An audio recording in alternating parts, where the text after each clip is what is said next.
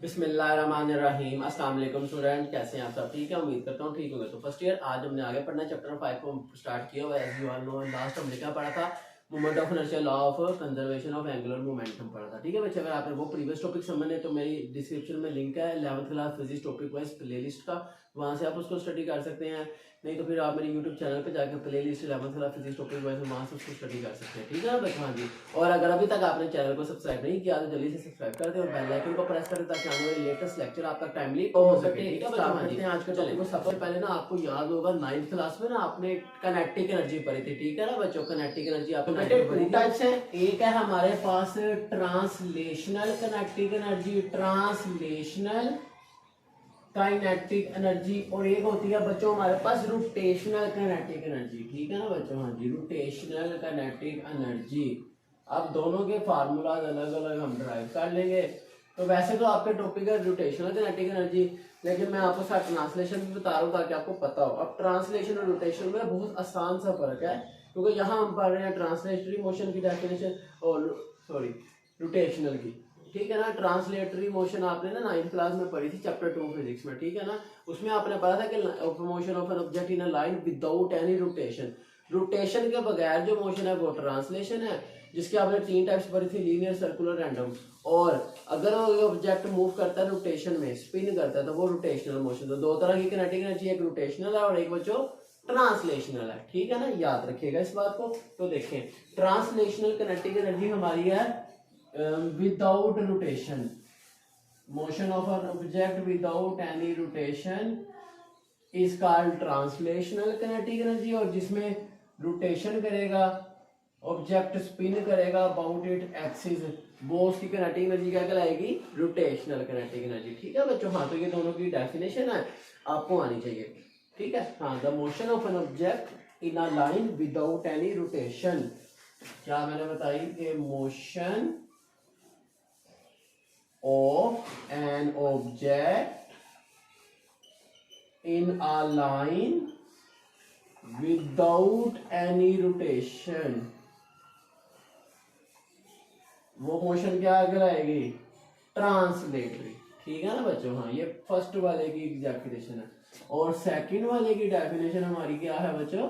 Rotational, के motion of an object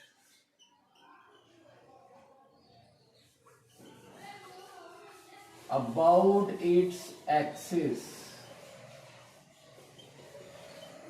ठीक है ना? हाँ जी। और वो कौन सी motion? Spinning motion. Spinning motion of an object about its axis, वो क्या कहलाएगी बच्चों? Rotational kinetic energy. और वो ये तो मैंने रोटेशनल मोशन बताई है ना, वो ट्रांसलेशनल मोशन बताई है, तो वो एनर्जी गेन जो उस वक्त होगी। ठीक है ना? एनर्जी ड्यू टू, तो यहाँ साथ हम लगाएंगे एक वर्ड एनर्जी का। ये तो आपको सिंपल मैंने बताया, ये ट्रांसलेटरी मोशन, ये रोटेशनल मोशन। अब बात करते हैं energy due to motion of an object in a line without any rotation is called translatory motion, translatory energy, translational energy. ठीक है ना? कौन सी? Kinetic energy. और energy due to spinning motion of an object about its axis, तो इसको भी ठीक कर लेते हैं। ठीक है ना? पहले आपको मैंने मोशन बताई है, मैंने आपको एनर्जी बताई है। तो energy due to spinning motion of an object about its axis is called rotational kinetic energy।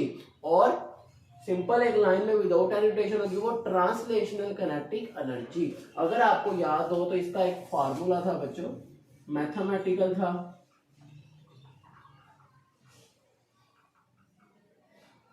Mathematical है इसका। वो क्या है? जैसे आपने बच्चों, हम जानते हैं, हमने फार्मूला पढ़ा था काइनेटिक एनर्जी का 1/2 mv²।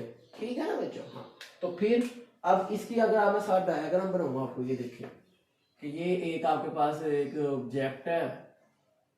ठीक है ना? ये मूव कर रहा है इस तरह, इधर ये इसकी एंगुलर वेलोसिटी से मूव कर रहा है, जिससे ये सर्कल में स्पिन कर रहा है ना। और ठीक है बच्चों? हाँ, ये इसका सेंटर कह लो, एक्स सेंटर ऑफ ग्रेविटी, और ये उसका रेडियस आ गया। और ये वो ऑब्जेक्ट मैस आ गया, ठीक है ना बच्चों। हाँ, तो ये उसका मैस आ गया, ये ऑब्जेक्ट इधर मूव कर रहा है, स्पिन कर रहा है, ठीक है ना। हाँ, तो ये इसकी वेलोसिटी की डायरेक्शन यहाँ चेंज हो रही है और ये एंगुलर वेलोसिटी। चले, ठीक हो गया बच्चों। तो आप सुनिएगा, आपने पढ़ा है लीनियर और एंगुलर वेलोसिटी का रिलेशन, ये ठीक है ना, ये भी आपको याद है। तो मैंने ये बना दिया ना, लीनियर एंगुलर वेलोसिटी का relation v equal to r omega. तो ये फार्मूला क्या बनेगा बच्चों, kinetic energy is equal to 1/2 mv की जगह आ गया r ओमेगा, तो स्क्वायर है तो दोनों का स्क्वायर लगा देते हैं बच्चों। तो देखें, तो हमारा फार्मूला कुछ इस तरह बना, kinetic energy is equal to 1/2 mr square omega square, ठीक है बच्चों। अब क्या करेंगे, अब आपने एक और फार्मूला पढ़ा था बच्चों, वो क्या, मोमेंट ऑफ इनर्शिया का, वो क्या था कि I is equal to mr square, ठीक है ना। चलें फिर, तो ये जो हमारा mr स्क्वायर है इसी जगह क्या आएगा, I आएगा, वेरी इंटेलिजेंट। तो ये I ओमेगा स्क्वायर। तो बच्चों ये क्या हमारा किसका एक्सप्रेशन आ गया, रोटेशनल का सिंबल है ROT, रोटेशनल काइनेटिक एनर्जी। और अगर आपने ट्रांसलेशन लिखना हो तो उसके लिए आप लिखते हो TRANS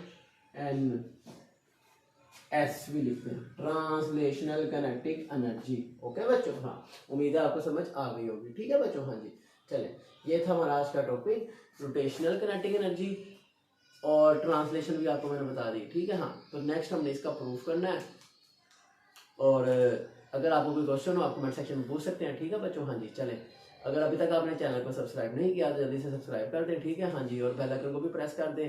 और 11th class physics topic wise है, जिसमें आपको मेरे तमाम लेक्चर चैप्टर 1 से लेकर अभी तक मिल जाएंगे, ठीक है बच्चों। हाँ जी, चलें, मिलते हैं आपसे नेक्स्ट वीडियो में, सी यू देन।